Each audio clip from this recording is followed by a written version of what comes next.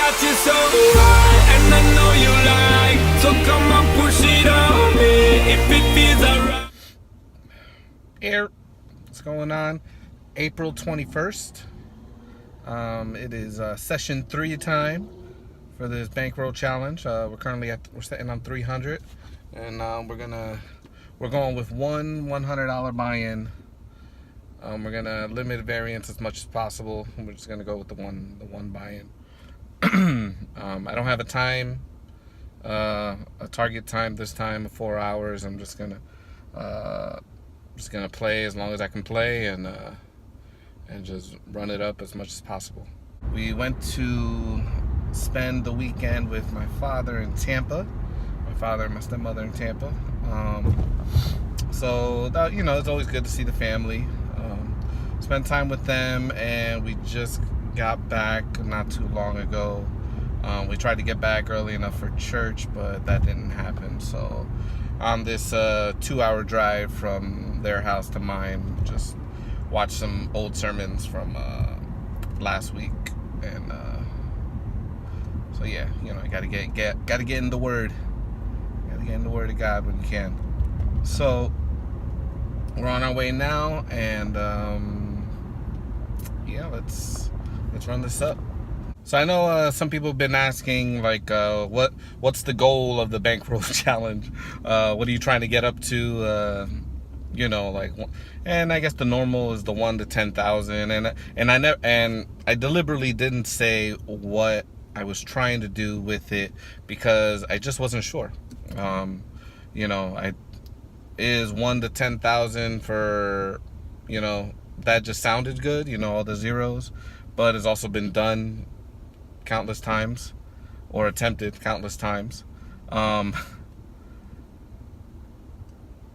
it 10,000 to get a main event seat? But then again, I don't see myself building a whole roll of 10K and then just blowing it on one tournament.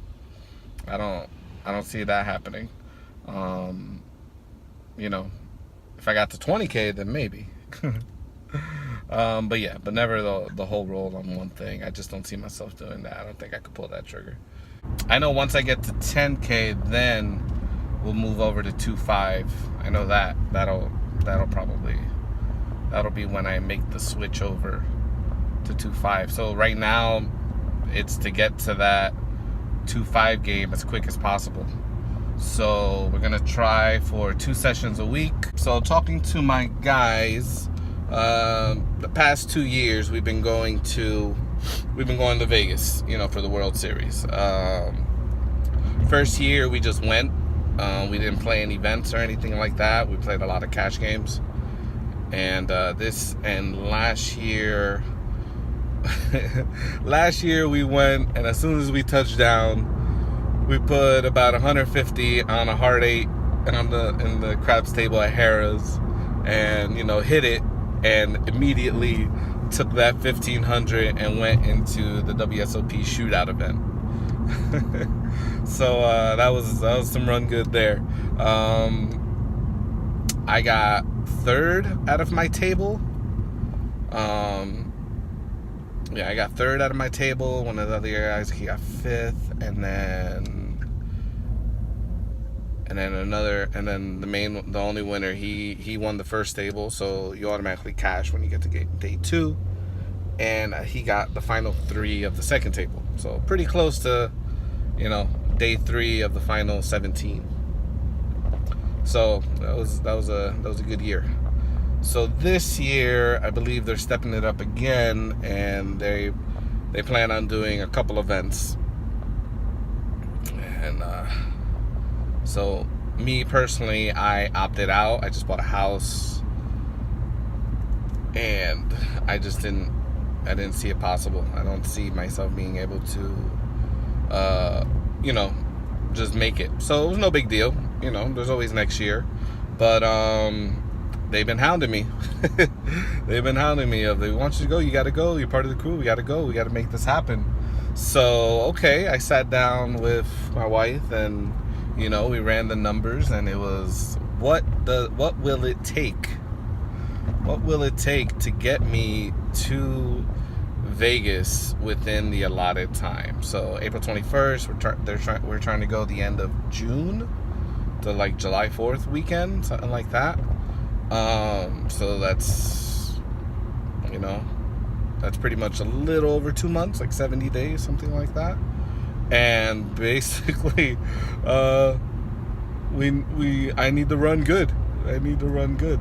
So that's going to be the immediate goal of these bankroll challenges. I have certain steps that I need to accomplish before I can, you know, safely say, yo, I'm going to Vegas. So we're going to shift this bankroll challenge a little bit. The bankroll challenge is still existing. We're still, you know, trying to just build a bankroll. That's the ultimate goal of this project. But the immediate mini goal is going to be the road to Vegas this year. And if I can't make it happen, then I can't make it happen. But right now, mini goal, turn 300 into 1,500. So $300. Here we go.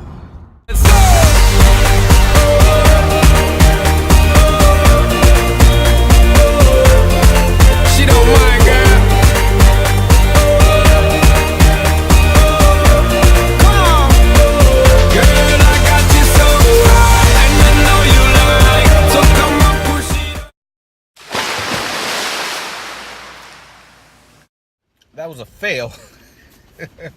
Complete fail. So I have about 90 in the cutoff, and we get pocket jacks. So there's a straddle on the button for $5. I raise to 15, and there are 4 callers. The flop is pretty good for us. It's 8-2-4, 2 spades, so we have the overpair. Small blind grabs his whole stack of a little under $100 and bets 15. Now he looks really anxious to do that and decided last second to bet $15. So take note of that. I call and the button calls.